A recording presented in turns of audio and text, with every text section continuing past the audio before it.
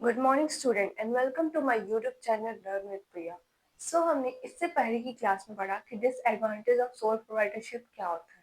ठीक है, इसमें हमने जाना कि क्या अगर हम सोल प्रोप्राइटरशिप करते हैं तो हमें क्या क्या डीमेरिट्स देखने पड़ते हैं। ठीक है, हम इस क्लास में जानेंगे कि forms of organisation for expanding business, क्या क्या फॉर्म्स होते हैं अगर हम अपने बिजनेस को एक्सपेंड करना चाहते हैं।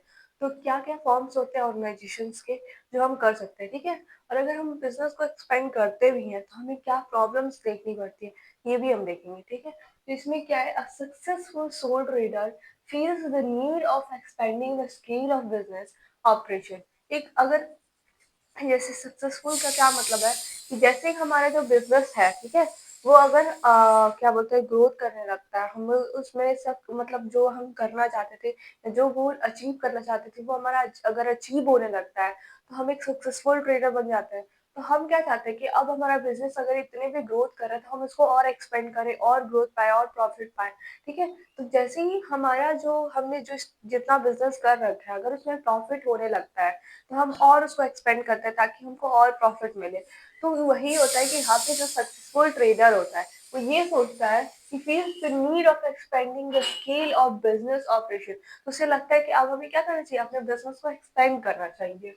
If he proceed to expand the scale of his existing business, जो पहले से एग्जिस्ट है, मतलब पहले से है, अवेलेबल है मार्केट में, उस बिजनेस को अब एक्सपेंड करना होगा।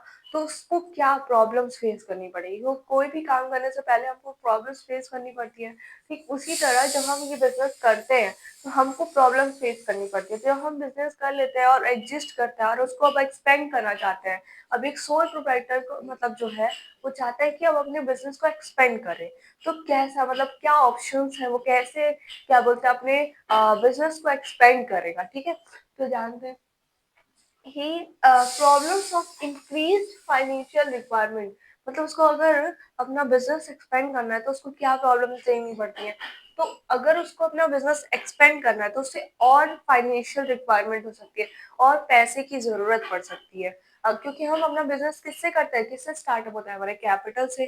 तो जितना हमारे पास कैपिटल था हमने उतना इन्वेस्ट कर दिया और हमारा बिजनेस क्या हुआ, स्मॉल स्केल में बन गया, लेकिन अब वो उसका ग्रोथ अच्छा हो रहा है, उसको अच्छा मतलब उस पर अच्छी अर्निंग हो रही है, अच्छी प्रॉफिट हो रही है। अब हम उसको एक्सपेंड करना चाहते हैं। ठीक है, तो क्या प्रॉब्लम्स होते हैं, problems of increase financial requirement. अब हमें क्या है कि फाइनेंशियल रिक्वायरमेंट चाहिए, फाइनेंशियल और चाहिए, और हमें हो सकता है हम जितना मतलब जितना सोल ट्रेडर जिससे ले सकता था उसने ले लिया, अब उसे और पैसे की जरूरत है ताकि वो क्या कर सके, अपने पैसे को अपने बिजनेस को एक्सपेंड कर सके। Need for internal reorganisation in terms of regrouping of work, creating new department, increasing manager position. अब उसको क्या करना पड़ेगा, जैसे बिजनेस अगर बड़ा करेगा तो उसको एक्सपेंड करेगा तो उसमें डिपार्टमेंट्स बन सकते हैं, उसमें बहुत सारी चीजें ऑर्गेनाइज करनी पड़ेगी दोबारा से। जैसे हमने पहले जो ऑर्गेनाइज किया था वो तो ऑलरेडी है, अब उसको दोबारा से रीऑर्गेनाइज दूसरा बनाना पड़ेगा, उसी में दूसरी चीजों को ऑर्गेनाइज करना पड़ेगा, उसी में अलग डिपार्टमेंट्स बनाने पड़ेंगे। ठीक है, क्योंकि सबकी जरूरत पड़ेगी, अगर हम एक्सपेंड करना चाहते हैं तो हमें पैसे की जरूरत पड़ेगी। अगर हम एक्सपेंड करना चाहते हैं हमको अलग अलग डिपार्टमेंट भी बनाने पड़ेंगे, हो सकता है मैनेजरियल मतलब मैनेजमेंट की भी जरूरत पड़े। ठीक है, increase in the problem of effective control and coordination. और जो पहले एक सोल ट्रेडर अकेले ही सारी चीजों को संभाल लेता था, कंट्रोल कर लेता था, सब चीजों को कंट्रोल करके उसको मैनेज कर लेता था, अब और ज्यादा जरूरत पड़ेगी किस चीज को, कंट्रोल करने में और कोऑर्डिनेट करने में। कोऑर्डिनेट मतलब जितने भी काम हो रहे हैं उन सबको एक साथ लाके रिजल्ट पाने के लिए। जैसे कि जितने भी, क्योंकि अगर हम स्पेंड करेंगे तो ये बात तो फिक्स है कि हम अलग अलग डिपार्टमेंट बनाएंगे और उस सब डिपार्टमेंट का काम अलग होगा पर गोल एक होगा।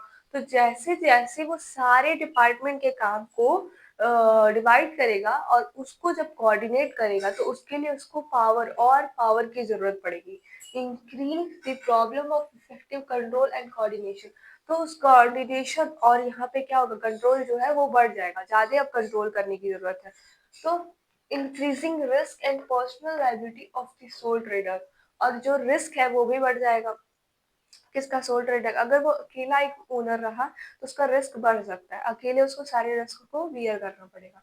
increase tax liability due to higher income of progressive rates of taxation। जैसे हमारे इंडिया में कैसा टैक्सेशन चलता है, प्रोग्रेसिव। प्रोग्रेसिव का मतलब क्या होता है कि जैसे इनकम बढ़ेगी, ठीक है, इनकम बढ़ेगी, हमें टैक्स उसके हिसाब से देना पड़ेगा।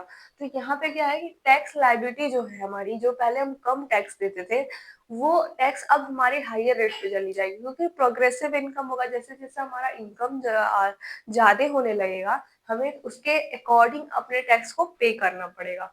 ठीक है, तो ये कुछ पॉइंट्स थे जो हमें क्या फेस करने पड़ता है जब हम अपने बिजनेस को क्या करने जाते हैं, एक्सपेंड करने जाते हैं। जब हम अपना बिजनेस चाहते हैं, जब एक सोल ट्रेडर अपने बिजनेस में प्रॉफिट अर्न करने लगता है, तो वो चाहता है कि अब वो अपने बिजनेस को क्या करे, एक्सपेंड करे। और जब वो उसको एक्सपेंड करने जाएगा तो उसे क्या क्या प्रॉब्लम फेस करनी पड़ेगी, फाइनेंशियल प्रॉब्लम फेस करनी पड़ेगी। जो कंट्रोल और कोऑर्डिनेशन वो अकेले कर लेता था, अब उसको और ज्यादा करना पड़ेगा।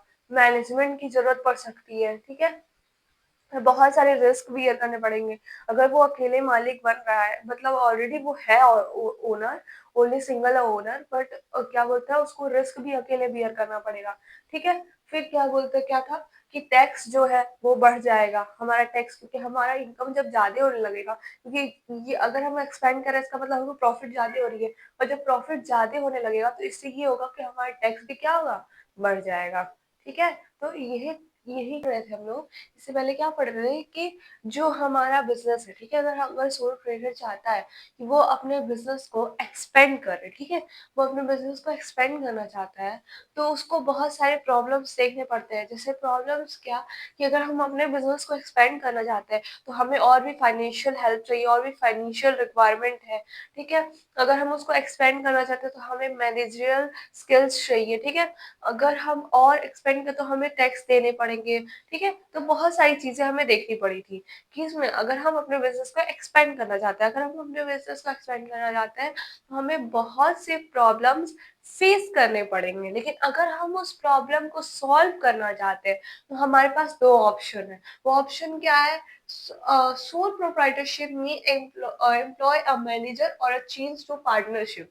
अगर हम सोल प्रोप्राइटरशिप में, अगर हमारा बिजनेस सोल प्रोप्राइटर का है, सोल ट्रेडर का है, ठीक है, एक अकेले सिंगल ओनर वाला बिजनेस है, ठीक है, तो अगर हम उसको एक्सपेंड करना चाहते हैं, अगर हम उस बिजनेस को एक्सपेंड करना चाहते हैं, तो हमारे पास दो ही ऑप्शन है कि हम क्या करें, या तो मैनेजर रख ले जो हाई स्किल्ड हो, जिसको नॉलेज हो, जो स्किल्ड हो कि कैसे सब चीजों को मैनेज किया जाता है, अगर कुछ भी संभालना हो तो वो इजिली संभाल ले। ठीक है, या तो हम पार्टनरशिप में कन्वर्ट हो जाए, हमारा जो सोल प्रोप्राइटरशिप बिजनेस है उसको हम किस में चेंज कर ले, पार्टनरशिप में।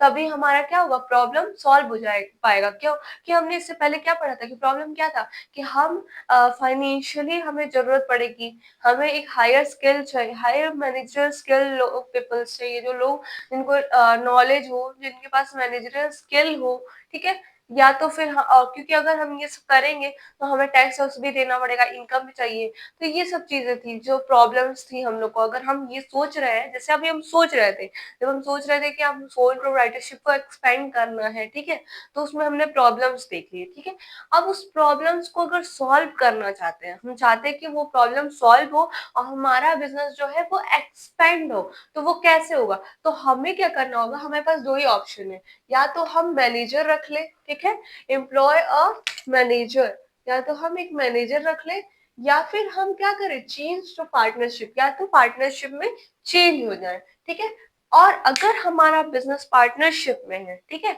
अगर हम पार्टनरशिप में ऑलरेडी हैं और उसको एक्सपेंड करना चाहते हैं, उसे अच्छा करना चाहते हैं, तो पार्टनरशिप किस में चेंज होता है, प्राइवेट कंपनी में। प्राइवेट कंपनी किस में चेंज होती है, पब्लिक कंपनी में। पर हमको इस क्लास में किसके बारे में पढ़ना है, सोल प्रोप्राइटरशिप में, कि अगर सोल प्रोप्राइटरशिप को हम चेंज करना चाहते हैं तो हम कैसे करेंगे। तो हम क्या कर सकते हैं, अगर हम सोल प्रोप्राइटरशिप को एक्सपेंड करना चाहते हैं तो हमारे पास दो ही ऑप्शन है, या तो मैनेजर हायर करो या फिर पार्टनरशिप में आ जाओ। ठीक है, तो वही हमें बताया कि एम्प्लॉयमेंट वर्सेस पार्टनरशिप। एम्प्लॉयमेंट में क्या, कि मैनेजर को एम्प्लॉयमेंट दे दी जाए, या पार्टनरशिप में सोल प्रोप्राइटरशिप को वो कर दिया जाए, चेंज कर दिया जाए। तो ये देखा जाएगा, मतलब ये सोचा जाएगा कि अगर दोनों में क्या किया जाए। ठीक है, इसको हम क्या बोलते हैं, कंपेयर करेंगे। ठीक है, तो क्या है, if the business of sole proprietorship is expanding he comes across two important problems.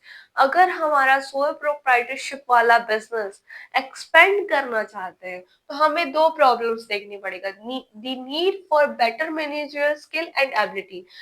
हमें क्या है, अगर हम अपना बिजनेस छोटा मोटा कर रहे थे, जितना हमें चाहिए था उतना हमारे पास कैपिटल भी था, जितना हमें मैनेजरियल स्किल चाहिए उतना ओनर के पास था कि हाँ वो स्किल्ड है, वो हर चीज को संभाल लेगा।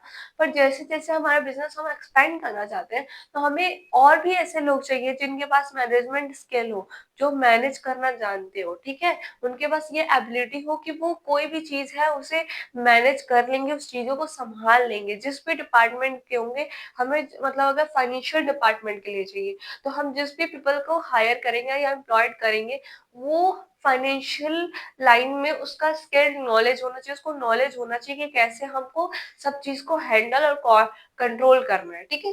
तो ये है फिर नीड फॉर इंक्रीज्ड फाइनेंस। और अगर हमें पैसे की भी जरूरत पड़ती है, क्योंकि अगर हम एक्सपेंड करेंगे तो हमें पैसे की भी जरूरत पड़ेगी, तो ये दो प्रॉब्लम्स हमें फेस करने पड़ेंगे हमें सोल प्रोप्राइटरशिप को एक्सपेंड करने में, ठीक है। The option before him to overcome the problem of managerial ability is either to employ a manager, to take a partner, or similarly to solve the problem of finance, the sole trader may either borrow funds from different sources और take a rich partner. देखो, अगर हम अपने skilled की बात करें कि हमारे डिपार्टमेंट में हमारे बिजनेस में एक स्किल पर्सन चाहिए, तो अगर हमें उस चीज की प्रॉब्लम है, अगर देखो जैसे दो एक्सपेक्शन क्या है कि अगर हमारे पास फाइनेंशियली ठीक है, हम हमें जितना पैसा चाहिए हम उतना क्या कर सकते हैं, ला सकते हैं, उतना इन्वेस्ट कर सकते हैं, तो हमारे पास किस चीज की प्रॉब्लम हो जाएगी, एक मैनेजर स्किल पर्सन की, तो हम एक एम्प्लॉय हायर कर लेंगे जो एज अ मैनेजर होगा, ठीक है। लेकिन अगर हमारे को प्रॉब्लम होगी फाइनेंस की कि हम फाइनेंस अवेलेबल नहीं करवा सकते, तो हमको उस सिचुएशन में क्या करना होगा, अगर हमारे पास कैपिटल नहीं है कि हम इन्वेस्ट कर सके अपने बिजनेस में और उसको और अपने बिजनेस को एक्सपेंड करने के लिए, अगर पैसे की प्रॉब्लम है, अगर कैपिटल का प्रॉब्लम है, तब हम क्या करेंगे, हम पार्टनरशिप में आ जाएंगे। हम अपने सोल प्रोप्राइटरशिप को किस चीज में चेंज कर लेंगे, पार्टनरशिप में। लेकिन अगर हमारे पास पैसे है, हम कैपिटल जो जितना चाहिए, जितना इन्वेस्टमेंट चाहिए, अगर वो हमारे पास अवेलेबल है, तो हम क्या करेंगे, तब हम क्या करेंगे, मैनेजर को हायर कर लेंगे जो स्किल्ड होगा, जिसको नॉलेज होगी उसके लाइन की, उसके डिपार्टमेंट की, ठीक है, हम वो हायर करेंगे। लेकिन अगर कैपिटल नहीं है तो उस ऑप्शन में हम क्या करेंगे, एक ऐसा रीच पार्टनर रखेंगे जिसके पास क्या हो, हमें जितना पैसा चाहिए उतना अवेलेबल हो, ठीक है। तो ये दो ऑप्शन है कि हम क्या करें, या तो मैनेजर रख लें या फिर एक रीच पार्टनर रख लें, जो क्या कर सके, जितना हमें जरूरत है हमारे बिजनेस में इन्वेस्टमेंट की, उतना वो इन्वेस्ट कर सके, ठीक है।